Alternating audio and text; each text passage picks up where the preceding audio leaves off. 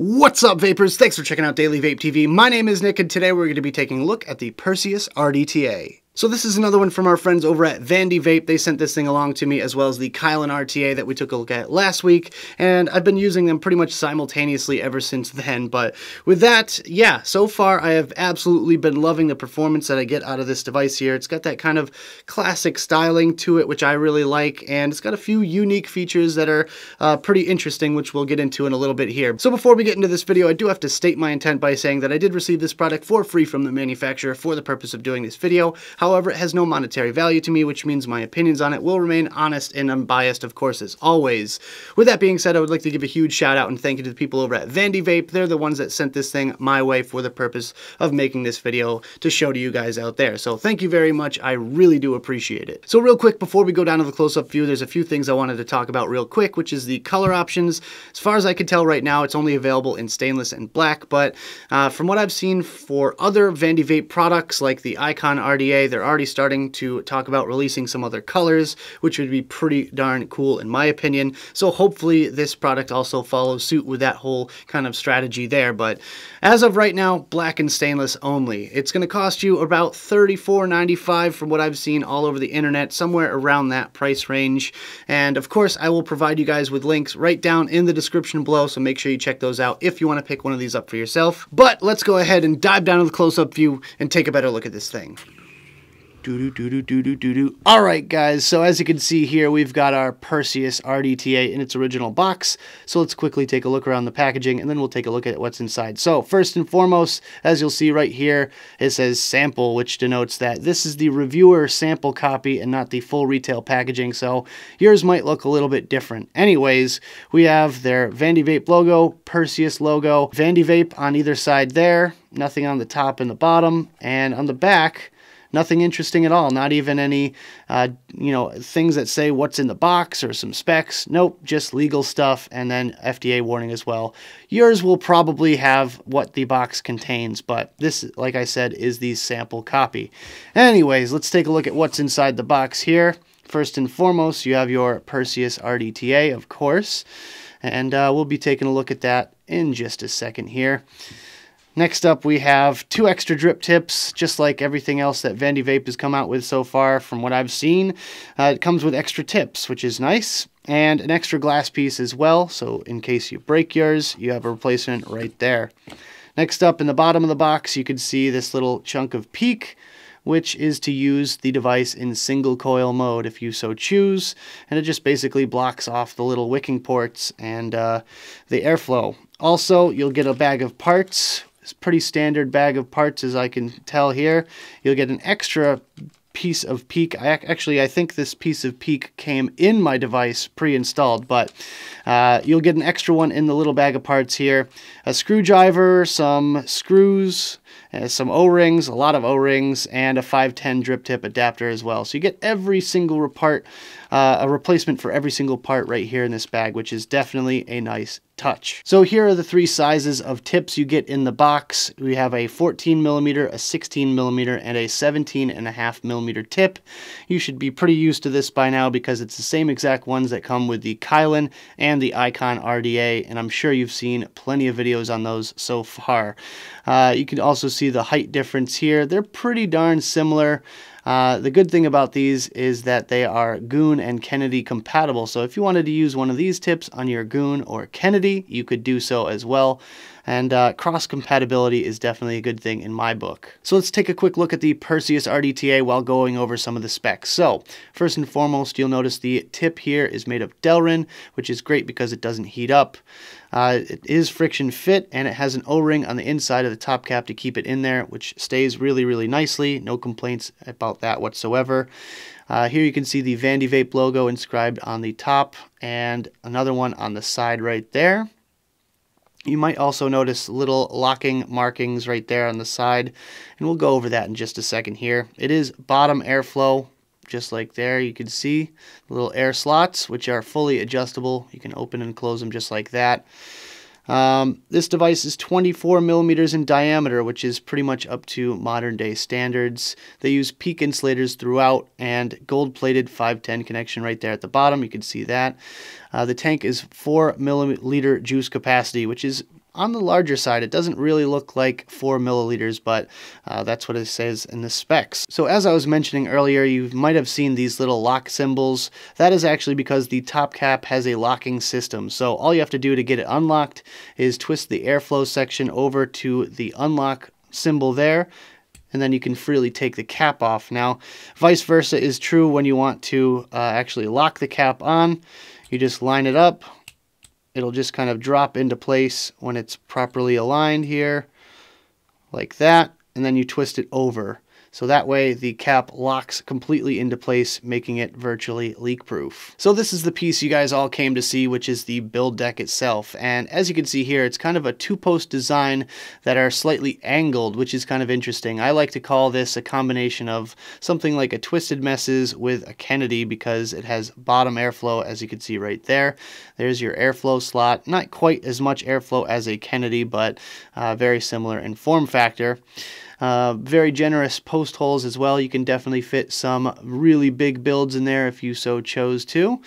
And the post screws are Phillips headed. I'm not sure if that's a final design, because I know with the Icon RDA they changed it, but who knows? Hopefully they stick with the Phillips heads, because I found them to be very, very nice, very sturdy feeling, and I don't fear they're going to strip out anytime soon. Gorgeous gold plating throughout this deck here, and as you can hopefully see there, this deck is sort of floating in place. There's nothing connecting it to the outer cap section there, which means that this thing is very, very easy to wick. You can just kind of tuck your cotton in just about anywhere, and it's going to wick up no problem. I have had zero issues wicking this thing so far. Now, one interesting thing is how you fill it. Now, you may have noticed you haven't seen a filling slot yet. That's because the opposite side of this, as you can see, this part is flat here. On this side of the post, it has a sort of angled kind of slot cut out of it there, and that's to fill up your tank. And one thing I do have to say is that they should have probably made this a bit bigger, because I have a hard time getting a glass dripper bottle down and in there. But other than that, it's a very, very kind of unique way to fill it and wick it, as well as the airflow. So pretty cool build deck on this thing. So that's about all I had for the close-ups on the Perseus RDTA. Let's go back to the main screen, have a quick vape on this thing, and we'll talk about it some more. Alright guys, I hope you enjoyed the close-up section of the video. Now let's talk about my personal thoughts about this device, some pros, some cons, and whether or not it's worth purchasing. Starting off today with the pros, and my first pro is that it doesn't leak. Now, I have had some major leaking issues with the other RDTAs. I've tried it in the past, and I'm pretty pleased to say that I have had none yet so far with this one here. I have been using this pretty much constantly for the past couple of weeks, and so far I can just throw it in my bag and not really have to worry about anything leaking, and that is definitely a good thing for me.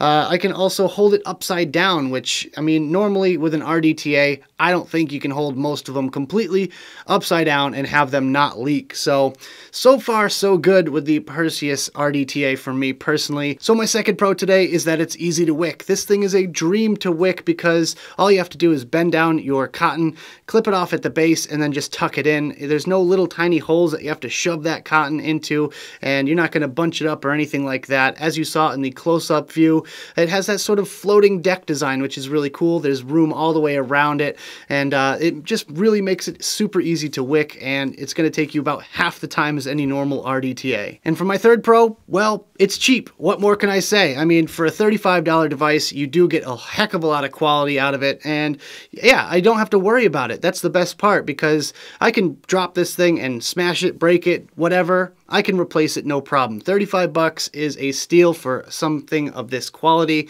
and I don't have to worry about it constantly. I can just throw it in my vape bag, and if something ever happens to it, it'll be easy to replace, and I'm not going to freak out about it like I do some of my other devices.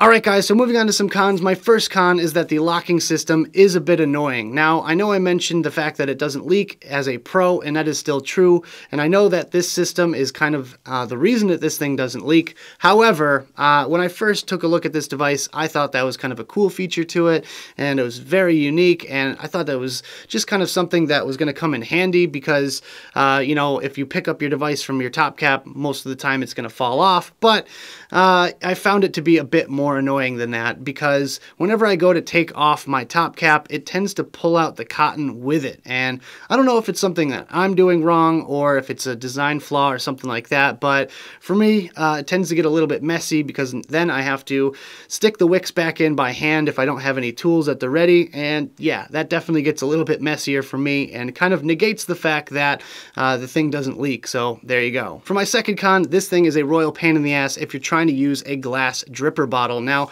I'm pretty sure about 75 to 85%, or if not higher, still use glass dripper bottles for their e-liquid. And when it comes to filling this thing with a glass dripper, it is just a nightmare, because the dripper doesn't really fit in there all that well, and you kind of have to go super slow, just a little tiny bit at a time, in order for it to not just kind of come back at you and get all over your device and your hands and everything else. So it can get even more of a mess by filling this thing up with a glass dripper. If you have a unicorn bottle or a chubby gorilla bottle or anything like that, it is very easy to fill it. You just stick the nozzle down in, give it a squeeze, and you're good to go. So I really feel like they designed this device around using unicorn bottles, but I gotta say, for everyone out there that doesn't use unicorns for every single one of their liquids, I just feel like it's gonna be more of a hassle than it's worth. So for that fact, I have to mark it down as a con. And for my third and final con, the airflow on this device is a bit loud and a bit turbulent. Now, I really can't explain the turbulent part of it. It's all coming down to the design. Now, I'm used to the Kennedy airflow,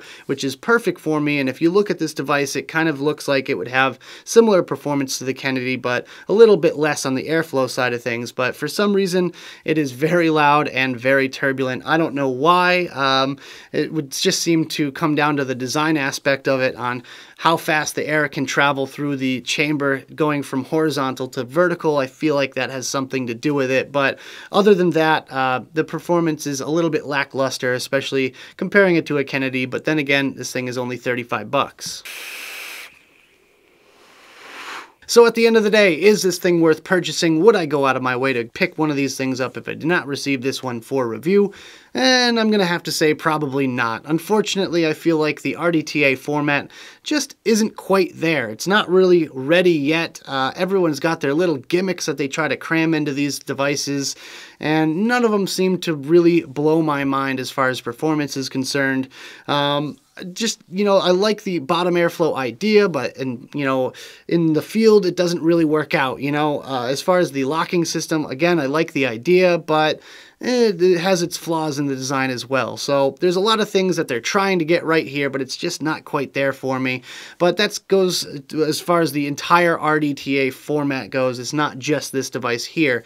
Now, if you're a budget conscious vapor out there and you really want to pick something up that is very good for cheap, this will definitely suffice. As far as quality, I think it's all there. As far as, being a fun device to build and everything else, then yeah, I would pick one of these things up. But as far as my uses go, I probably would say no. So that about does it for this video, guys. I hope you enjoyed. If you did, make sure you hit that like button and subscribe for more videos just like this.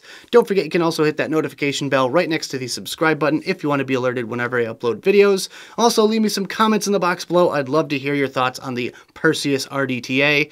Don't forget, I also have the advocacy and my social media links in the box below. Thank you guys so much for tuning in, and as always, vape on!